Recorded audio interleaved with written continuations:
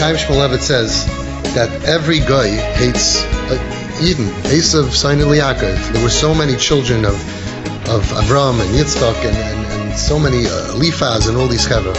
But there's one who is our sworn enemy, our biggest enemy ever. Amalek. Everybody knows that. Amalek is the worst. Question is, Amalek was a kid. He grew up, his father was Eliphaz, his grandfather was Esav, great uncle was Yaakov. Why did Amalek hate Klal Yisrael? Midar dar mechelmas Amalek midar dar. It's an unending to the death battle with Amalek. What happened to this kid that he hates us more than every other guy? And listen to what he says, because it really applies to us. So he says that there's a medrash, and the medrash says that there was a woman named Timnah. Timnah, for whatever reason, wanted to be Megayer and become part of Klal Yisrael, and she was rejected by Avraham Avinu. She went to Yitzchak, and she was rejected by Yitzchak. We don't know why, but she was. She went to Yaakov, she wanted to marry Yaakov, and she was rejected. So she ended up marrying Esav. Says Reb Chaim Shmulevitz, the pain of rejection creates the strongest hatred that's humanly possible. As much as Esav signed Yaakov, Amalek is much worse. Why? Because his mother raised him in an environment of hatred that is the greatest hatred, and that hatred that was born out of rejection.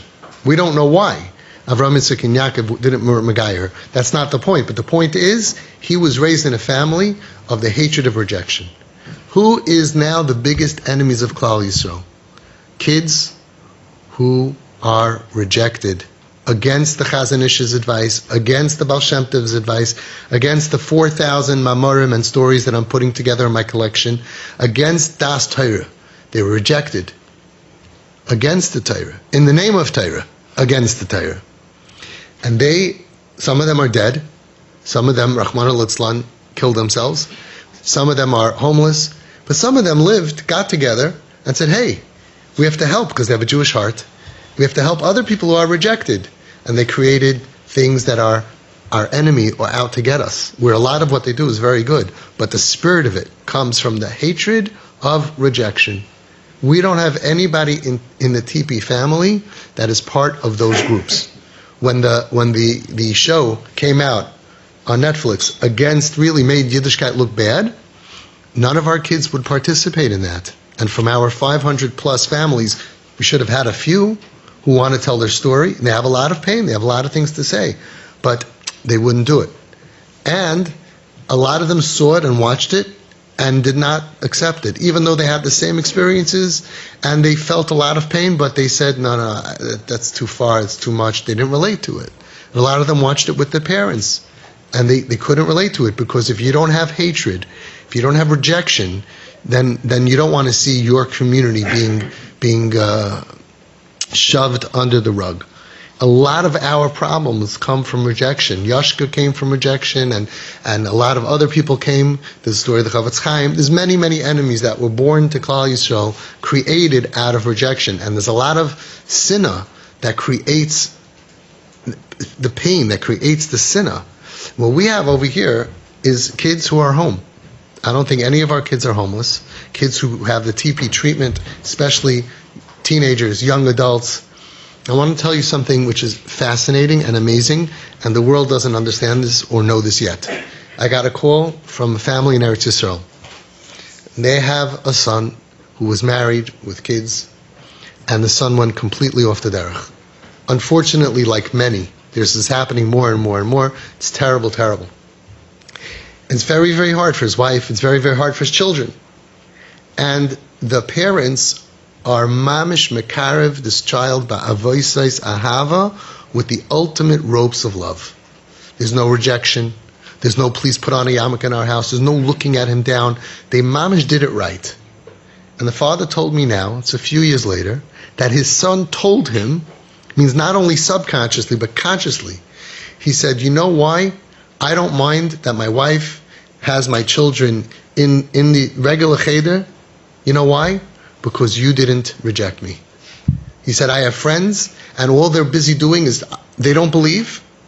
So they don't want their kids to be stuck in this. They hated the system that crushed them. They don't want their kids to be subjected to that. He said, all of my friends are fighting for custody. It's not fair. In Israel and in America we have this, fighting for custody to pull the kids out of Maistis.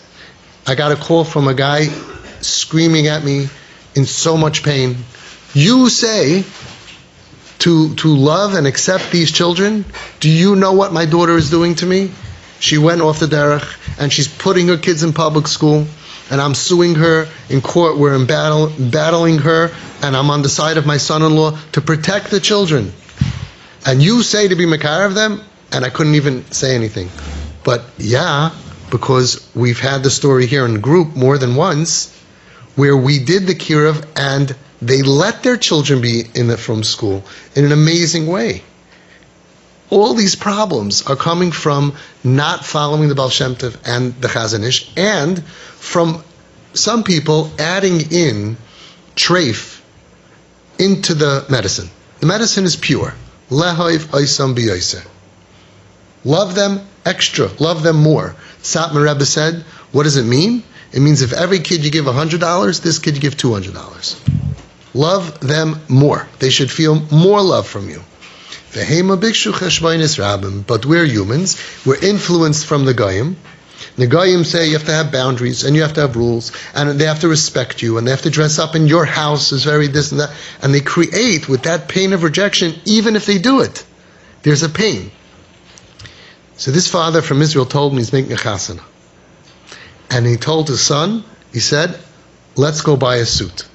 The whole family is super, super Hasidish. Rebbeisha INYANEI, this is a Rebbeisha family, and they wear the shtreimel and everything. And normally it would be very embarrassing. A lot of parents say, do me a favor, dress up like Purim. Wear a bekisha, come with a hat. We even had a story of a family that convinced their child to come to a simcha to put on. They went to a sheitel macher, a wig maker, and they got payas, that he should have payas, fake payas. How ridiculous! And they think, they got him to agree to it. How ridiculous! I told him, "You're doing great." He said when he told his son, "Let's go get you a custom suit," and he doesn't have money for this. The son, he said, you should have seen his face. He's going to come to the wedding, and he's going to be embraced. He's not going to be an enemy. So the father told me, "I'm not saving just my son. I'm not saving just my shalom bayis that we're not fighting. I'm not just saving my atmosphere at home that we have peace and tranquility and that he's not trying to pull his siblings off. It goes more than that. I'm saving my einekluch. I'm saving my grandchildren. Because he's allowing them. And he told us, you know why I do it? Because you didn't reject me. Isn't that unbelievable? The power of parents. I told him, I want to tell you to go one step further. And this is very extreme. The world is not understanding this pure medicine. And again, our goal is not that they should be accepted so they should be accepted. We want them to be mentally healthy. When you give real acceptance, we, b'li ayin hara, don't have any suicides. Which psych ward, which group of so many sick kids don't that's enough, dayenu. We don't have kids going in and out of psych wards. It's maybe 1%, maybe 1%, maybe 2%, not more than that. We're really doing the right thing for their mental health. And if you're ever dreaming that you want to see them from, this is the way. So it's all in the same kivun. Pure acceptance. I'm not embarrassed of you, I'm not ashamed of you. I told him, you're going to be there in Israel, Rebbeisha family from both sides, big rabbis, and your son's going to come for the pictures, and you're going to be there holding him, and you're going to dance in the middle, and yes, everybody's going to look at you, and they're going to whisper, why is this guy dancing with the waiter? Right? With the ponytail, right? And then everybody's going to start going, oh, it's his son. And then, not everybody, but 95% of people are going to say, wow, Azoy Daf Mentin, this is the way to do it. Wow, no more rejection. Klal Yisrael is so sick of rejection, so sick of this war. If you're not like me, you can't be in my house. Just show me where does it say that? Where does it say that? If you're not like me, I got a lot of work to do. I want to be makar of you, that you should want to be like me. It's like they go to school for 10, 12, 13, 14, 15, 16 years, They know everything we know, and if that doesn't work, and it's like bent, so now with force, we're going to pressure them. In my house, you have to wear a skirt. In my house, you have to come to the Shabbos table dressed. Who said, Lehoiv oisam b'yoser? It works so well. Yinasu l'mashcham, said the Chazon Ish, try to pull them in ba'avoisais ahava, with cords of love. And then he added 3 words. V'loi l'tchaisam chalila. God forbid, he wrote chalila. Don't reject them. No, I didn't reject them. She's okay with it. He's okay. You are rejecting their being them. So I told him, if you want extra credit, you go over to your son, and when he comes to the chassan in a suit with a yarmulke, first of all, you write him a letter beforehand. This is our family simcha. Our family is not complete without you. We love you and we're proud of you. And if anybody makes you feel uncomfortable, we will throw them out. And if you know in advance someone's going to make trouble, you say, listen, either you come and you compliment and you're nice, or please don't come to the simcha. Everybody else's life will be fine, but this is the patient, this is our concern, this is the most important thing. The only person you don't say it to is the chas and kala. We need them. Okay. But everybody else, you could stay home. Don't embarrass my kid. Don't be mavayish barabim, alav in the Torah. Fine. I said, but then he's going to come in with a little cute little yarmulke, right? He doesn't wear a yarmulke in the street. He says he's an atheist, Rahman al-Islam. Fine. You go over to him, you say, Shefala, sweetie, put your hands on his, because a great NKN. You put your hands on his head. You look in his eyes. You say, you are so sweet. Thank you. Thanks a lot. You are so sweet. I love you so much. Wow, what did I do? What did you do? First of all, I got to give you a hug. You give a big hug, TP hug, embrace, don't let go first, don't pat, don't mush, just hold. Okay? And then, after a few hours of that, when they finally let go, they have to let go first, you put your hands on your child's face and you say, you put on this yarmulke out of respect for us. Wow. That is so, you are so respectful. You have such good midos. You're so amazing. It's okay, you can walk right in front, it's not going to notice you. You're amazing. You're the child of my dreams. Yes, he's different, but he's willing to bend over backwards for you. You acknowledge it, you make him feel like $1 million. I'm so proud of you, because from his perspective, that is a big thing. He doesn't want to wear this, and he's doing it because you let him wear the suit and you made him feel comfortable. He's going to zushtel, he's going to conform to you. You want double extra credit? Very, very gutsy. You tell him, you're so sweet, the same thing, but you don't need to do it. Take it off. You don't need to dress up for me. You don't need to dress. I love the real you. Think about it. If the whole medicine is acceptance and love, think about how much deeper that connection is. And people lose that over the fact that they're wearing a yarmulke temporarily, which doesn't make them frum. They're not comfortable. They're always trying to, it always falls off, and they always take it off and put it in their pocket or whatever. And just look them in the eye and say, so sweet of you, but you don't need to do that. They wouldn't take it off. They don't take it off. They don't take. Now, what happens is, first of all, you should just know, we've done this many times. You gain bazeh ubaba. It makes it non-painful for them, and they have respect. And by giving them more, they end up saying, "No, it's okay, Tati. It's okay, Mommy. I want to wear it." We never lose with this. And if they take it off, you'll gain in the long run. But your NKN, it's real. It's real. You don't need to dress up for me. A kid who goes outside, she wears a mini skirt, micro mini skirt, right? The skirt that they sell in the belt section, which is 90% off. And when she comes home, Tati will give her a big hug if she wears a long skirt. You're not hugging her. You're hugging the her that you wish that she was. It's a whole different layer. And if the medicine is connection and acceptance and real love, the world doesn't understand that. They're like, you can have standards. They can, even if you go to a Goyish restaurant, they have rules. That's right. You know why? Because the person has a choice. They can go to the restaurant and accept the rules or not go to the restaurant. But your child doesn't have a choice. You are the gatekeeper. This is their only home. You are their only parents. And I'm not saying it because I want them to get worse. I'm saying it because they constantly get better. Where? First of all, emotionally. No question about it, they get healthier. And even spiritually. It takes away, we're not demons. We're not jihad. We had a kid that told his father, what's next? You're going to tell me if I don't conform to you, you're going to blow me up? You're going to blow up the infidel? Don't use power and control. Nobody comes closer to what you want them to believe in because of power and control. And it's not just this. Imagine that you're vegetarians. Your parents, your grandparents, your great-grandparents invented vegetarianism. Your whole family vegetarians. To you, the idea of killing a cow to eat a good hamburger or a steak is disgusting.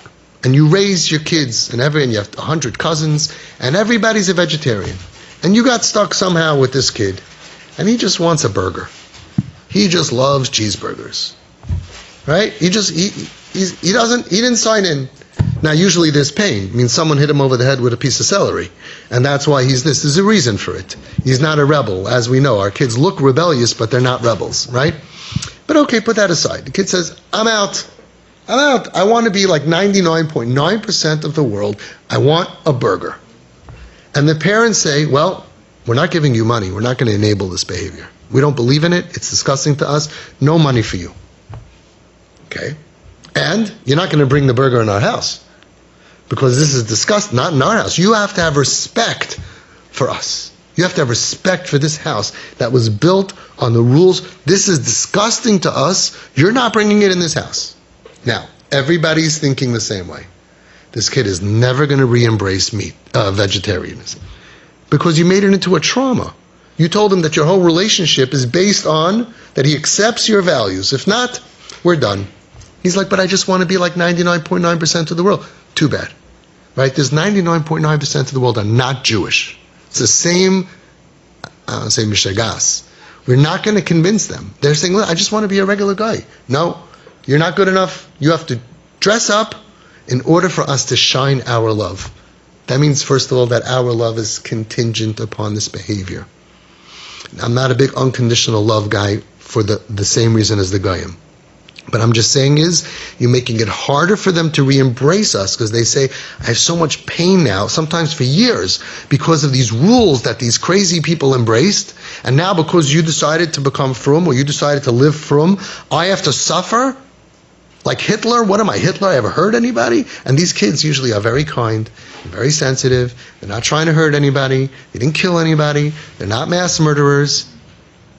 And because you subscribe and I don't subscribe, so that I lose my family, I lose my home, or you let me come here and everybody gives me that look, you think that's going to make them want to be like us? It's crazy. You know where it comes from? Pain. Yes, it's painful.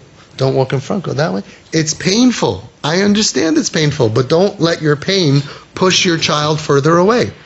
Reb Gershon Edelstein said, when you treat your child who is not the way you want him to be, with kavod and yedidus. You know what that means? Respect, honor, and friendship. You have a guy who's not from, and he comes to your house for a business meeting, right? And you say, "Hi, Joey, come." You're not going to say, "Why are you wearing shorts? How can you come dressed like this? You're not appropriate." You have to give him respect of a human being. This is his choice. Right now, we hope it's temporary, but it's a human being. We're going to give you honor. We're going to give you respect. And that's what the tzaddikim always did. When they saw people, like the story of the Seret Vizhnitzer Rebbe, Zatzal, that this guy was lahachas, he was angry, and he came to the Tish, right, but he came on a motorcycle on Shabbos. And then they got him to go speak to the Rebbe, and he said, I'm embarrassed the way I came. He was dressed like a motorcycle helmet and jeans or whatever. And not Shabbosdik, right, not dressed properly, not showing proper authority and honor to the Rebbe. And the Rebbe said, my son, come how you are, as you are. He said, he hugged me with those words, Vendevils and Videvils, come whenever you want, however you are. He said, and that's when I remained. And he became a chassid. If he would have said to him, This is the way you come? Don't you know where you were coming? Chutzpah. You're looking for attention. You're manipulating. You're looking for negative attention. All of that, what are you trying to do? All of that stuff, small-minded people, that's what they do. The crowd says, what are you doing? What are you coming in here? Get out of here. You can't come like this. The tzaddikim didn't say that. You come, just come. Be one of us. Come, you're welcome, you're welcome, you're welcome. Honor of a human being, respect of a human being, but he says yedidus, this friendship. Reb Gershon Edelstein is not a modern view. He's the Rishiva of Panovich, Mayatzis Gedolei HaTorah, one of the only remaining, or maybe the only remaining link to the Chazon Ish, a Talmud of the Chazon Ish, the most right-wing you could be, and he's telling you, kavod and yedidus. He says, when you do that, you give your child the emotional energy that it takes to make a change. To change your lifestyle in any way takes a lot of emotional energy. To keep a New Year's resolution, to change on Yom Kippur, to change takes emotional energy. And these kids who feel rejection and homeless, like you said, she feels more at home with the homeless people than she does with our people. Now, because she could have been homeless. And they feel emotionally homeless. And what we do is worse than blow up the infidels. If you blow her up for not listening to you, you blow him up, they would be so happy. Kill me and I'm dead. But worse, we kill your parents. We kill that you feel that you don't have parents in your life who embrace you and who love you and who see the goodness inside of you. They walk around like emotional orphans. These kids who are not TP embraced, they feel emotionally like, I have no mommy, I have no daddy. That's the worst feeling in the world. And then they think, what is this in the name of? And then they hate whatever it is that's driving you to make you look down at me. And it's wrong. We have no right to look down at people. Our Torah says, Havedanas kala adam l'kav schus. That means we have to be malamed schus on them. You see a kid, they say that old Belzer Rebbe, when he saw somebody driving, a Jew driving on Shabbos, he said, oh, he must be going to the hospital. He didn't want to imagine that a Jew was being Mechal Shabbos. He always tried to be Malamed Zchus. And it says that Mashiach, we put it out recently from the Baal Shem Tov, Mashiach is going to be Malamed Zchus on every Jew. On every Jew. Saying that they are right for their behavior. They're right. Because if you understand that somebody was, I'll give you an example. A friend of mine who's a kip, who was terrorized on Shabbos, molested, raped several times on Shabbos. Shabbos makes him want to die. So he came to a Suda, and he got triggered, and he ran out, and he took his cigarettes, he went into his car, he was planning on staying, and he was driving on Shabbos. So you see him driving on Shabbat, like as if he's a regular, stable person who is anti-God. No, he's suffering, and he could hurt himself. He tried to kill himself many times. So if you would see him driving, smoking on Shabbos, you would think he's a bad person, a bad Jew. He's just trying to survive. You know what he told me afterwards? He said, here I am driving on Ocean Parkway on Shabbos with a cigarette, many cigarettes, trying to calm myself down not to die. And I took medication for panic attacks and everything. He's just trying to air out. But what am I going to listen to? It's Shabbos. I don't want to listen to Gaisha music. He listened to Shiurei Torah. 3 hours. You still want to kill him? You still sure you got the right guy? You have the gun? You want to kill? If you would see deep inside of all of their pain that's causing them to misbehave, and you would understand everything that they've been through since they're born, you would say they're right. That's our chiyuv. That's our chiyuv. If we don't do that, we are over lifnei iver leisitan michshel. We cause them to stumble. As Reb Gershon says, and as the Peliyayit says over 200 years ago, we cause them to do more sin. And emotionally, wow, somebody went over to a kip at a simcha and gave him good advice, How could you come dressed like this? What are you doing? Whatever. He went out and he stuck a needle in his arm. He almost killed himself. He started heroin again. He was trying to get clean. Now he's back on drugs. It's so painful for them. This whole thing is not about intellect. It's all about pain. A Jew who's not in pain doesn't do these things. So when you see somebody come to a wedding, a simcha, dressed not appropriately, you see somebody cursing God, you see somebody acting out crazy, you have to understand this person is in pain. And the only thing you can do to save them looking as a frum religious person is to show them that we're not all bad. And how do you do that? You embrace him. And you don't criticize him. And you just show them, I don't judge you. I don't judge you. I love saying this Gemara. Reb Shimon Bar Yochai was walking and he sees a man cursing God. Reb Shimon Bar Yochai, Rashbi. Reb Shimon Bar Yochai, you know who he was? Lag Baimer? That guy. The one who was in the cave? Yeah. The greatest of the great. And he hears a Jew cursing God. Cursing God. I've heard it. Oyla Aznaim Shekach Shamu, one of the first Home Sweet Home boys, was in my dining room and he started cursing God. And I'm thinking, I had no training. I'm 30 years old. I'm like, what do I do with this? The Baruch Hashem gave me siyata d'shmaya how to handle it. But it's very tough. So Reb Shimon Bar Yochai tells him, why are you cursing God for all of your tsaras, all of your pain? Why don't you pray to him that he should take away your pain? Not bad. He didn't tell him you're a disgusting person, you're a horrible Jew, how could you talk like that, I'm going to stone you, I'm going to burn you. He gave him good advice. You're cursing God. I would say that means you believe in God. So you believe in God, why are you so angry at him? Why don't you just pray to him? You believe that he caused you pain. This goes very well with what I told that kid. I'm putting it all together now. I was hearing him curse God in my dining room. I didn't know what to say. Now, if I tell you his story, you'll hear why he cursed God. He was tortured. This kid was tortured since he's 8 years old. And then he was homeless and he was rejected. I mean, so much pain. If we put in our vein 30 seconds, we would be cursing God, because that's what you do when you... How could you judge anybody in so much pain? Like the DIVREI said, and so many tzaddikim, they said after the Holocaust, the survivors, they could do what they want. We don't judge them. They're going straight to Gan Eden. These kids who were molested and raped and rejected and thrown out and homeless and suicidal, they're going to be judged? Are you kidding me?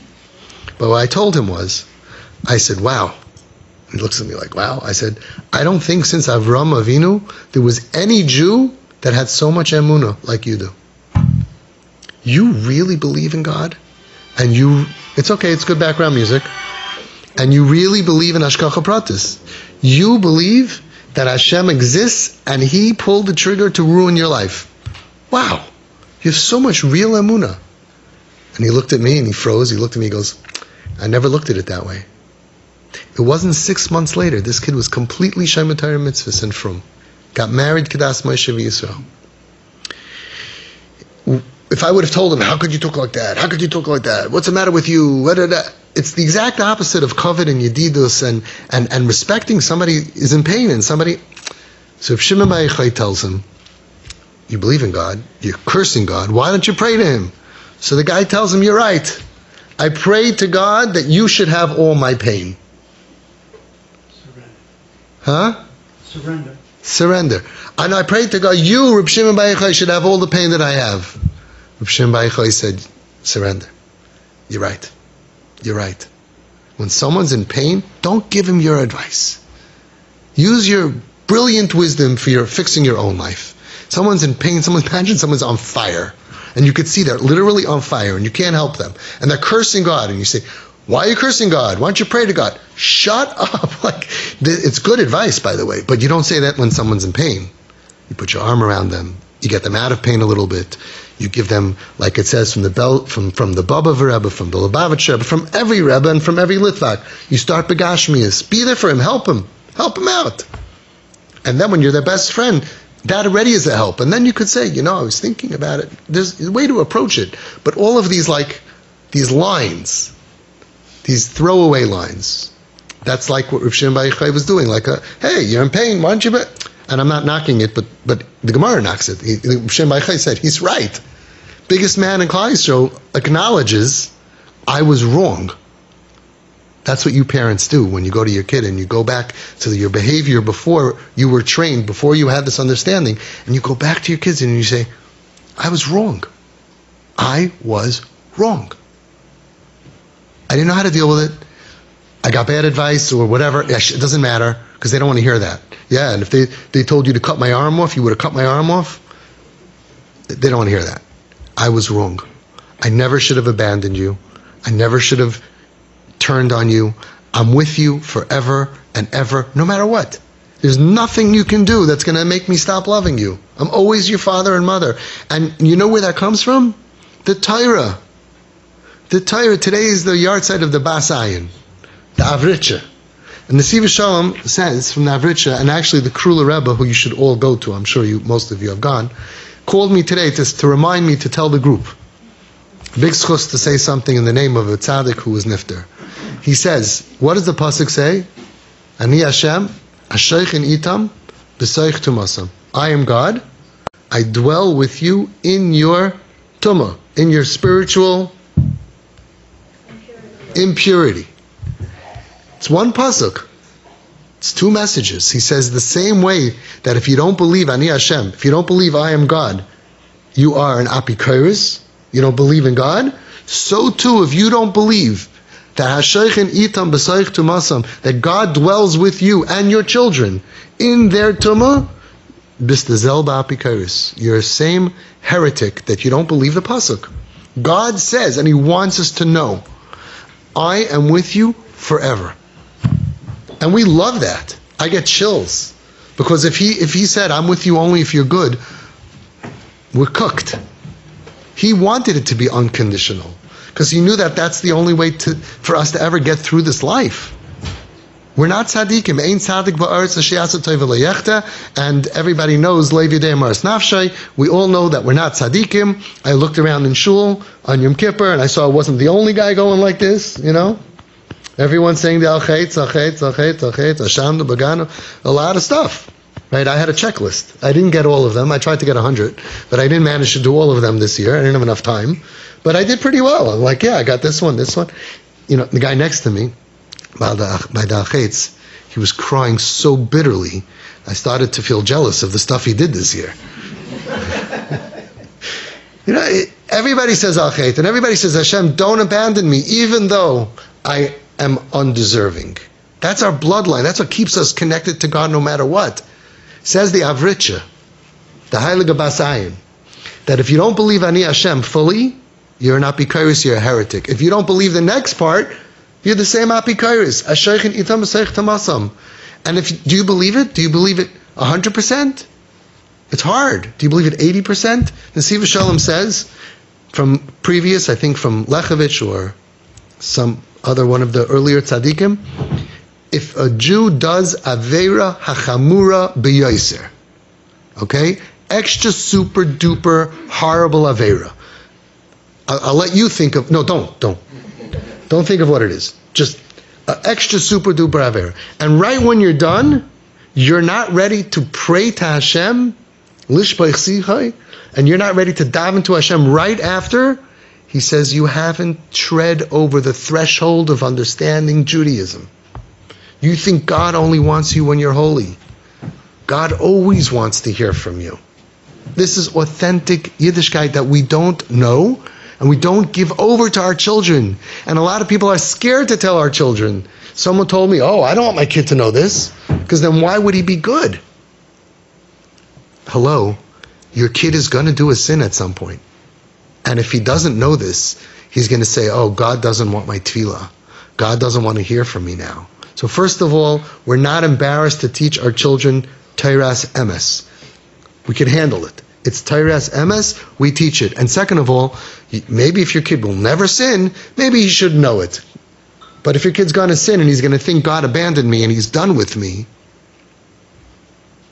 he's dead. Everything's going to be watered down. He's going to daven like, I don't really want to daven. He says, no, we have to know the sin we will do tshuva for. Or we won't. But Hashem wants to hear from every single Jew. And that's the schus of the Bas Ayin. That we have to know, Asheichin itam b'soich tumasam, the zelba, the same way when I am in heaven, right? The same way when I am in the highest level that I am ever, that I feel so good and I want to daven to Hashem, He wants to hear me. Vatzia sha'ol, hineka, gam kein avicha. There's a pasuk that I forgot, but there's a pasuk that goes along with that the Nesiv Shalom brings down. Ki ere b'shamayim, gam ata, I don't remember it now. Vatzia what? Ki esek shamayim, sham ata. When I'm in the heavens, you are there. He says, spiritually, when I'm It's Yom Kippur, it's called Nidre. I did Tshuva, I have a Shabbos. Sham Ata, you are there Hashem. Ba'atzia Sha'ol. But when I reach the Sha'ol, how do you say that in English? The depths of purgatory and despair and the lowest levels, Hineka, Hashem is there also. And there's so many lessons in this beautiful Nesiv Shalom, Chelik Beis, Chanukah, Purim, that's a separate conscious. For $4, $5, you can enrich your lives. Feel like a salesman. Okay? But it's the same message over and over and over again. And over again. What was the miracle of Chanukah? The miracle of Chanukah was not the war. It wasn't that we won the war. The miracle of Chanukah was that Hashem didn't give up on us. We weren't deserving. The miracle of Purim was not that we weren't killed. The miracle of Purim was that we sunk to the lowest level and Hashem even then said, I'm not letting Haman kill you.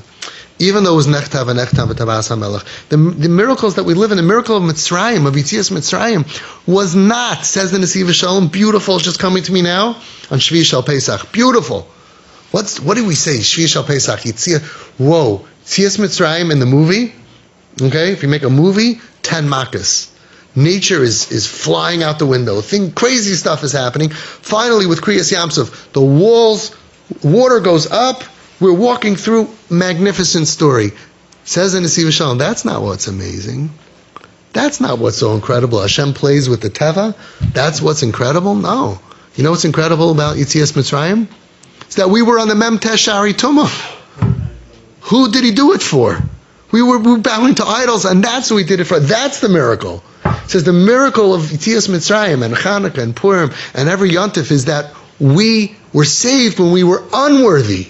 Why? To teach us that when we are unworthy, Hashem will still be willing to turn over the world for us because the love that He has for us is unbreakable, unshakable, unconditional. And that's what we have to teach our children. Nothing we can do can break it. There's no Avera that you can do that's not going to break it. Manasseh was the worst king in the world. Manasseh did terrible things. That he killed his grandfather, right? Yeshaya? Was it Yeshaya? Kill your own grandfather, a Navi, a prophet. He murdered people. The worst guy in the world. The Midas Hadin said, no taking back his words. He reaches out to Hashem. He davens to Hashem. And the Medrash says that Hashem realized He built a world with Midas Hadin, and according to the nature of judgment, Manasseh could not be helped. So he, whatever this means, he cut a hole under his Kisei HaKavod. He got one of these, stuck his hand down and pulled Manasseh up. Because he didn't want to see him suffer. Even Manasseh made it. Even Acher made it. It says Acher didn't make it because a baskol came out from Shemayim. Everyone, shuvu banim shevavim chutz me'acher. And Acher, the Rebbe of Reb Meir, who's called Acher, we don't even say his name, bad guy, he heard the baskol. See, Rishon used to hear baskols also. That was, now even tzaddikim we don't really hear baskol, right? But we hear, here he heard the baskol, and he heard everybody come back besides for Acher, so he didn't go back. It says in the Nesiv Shalom, he sinned so much that one of the obstacles that he needed to overcome as part of his tshuva, for it to be real, was to hear that he's not wanted. But of course, if he still would have done tshuva, he would have been accepted. So, kavod, yedidus, love, I don't care what you do. You could be an axe murderer. I will always love you and stay by your side. Maybe not an axe murderer. Actually, if they're an axe murderer, you really want to be nice to them. Right? A long time ago, there was a family that had, a showroom called me. I don't know why I actually went down to look at a house. The kid broke all the glass, 14-year-old kid, broke all the glass, smashed all the glass in the house, and ripped his picture out of every photo. And his father had a small axe to whatever, the bushes, to axe the bushes.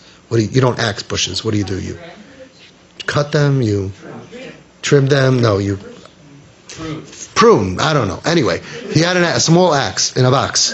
And the kid stole the axe. Right? You know the golden rule? Everybody thinks he who has the gold makes the rules.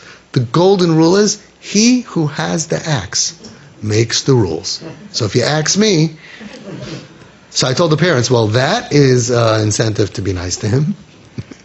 Something's bothering him, I think you better be nice to him because He has the axe. Anyway, so if he's an axe murderer, you should be nice to him. That kid, by the way, Agav, most horrible Ben Saira Umayra, rotten, crazy, violent kid, moved into Home Sweet Home 2 years later.